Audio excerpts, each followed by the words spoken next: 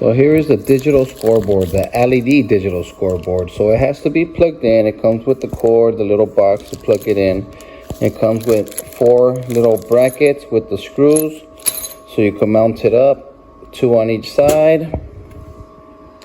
It comes with the remote control. So this thing could go up to 99 minutes. It has triple digits on each side for home and a guest. It has all these quarters. It has sound, 3 different sounds that you could adjust.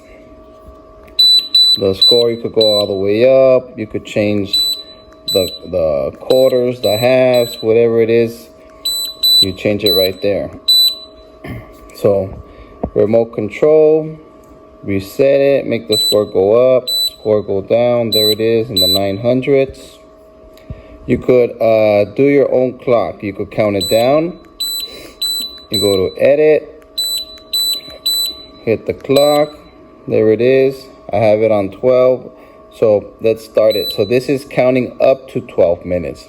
If you want it to go down, you press down. I already have it set for 15. Start it. It goes down.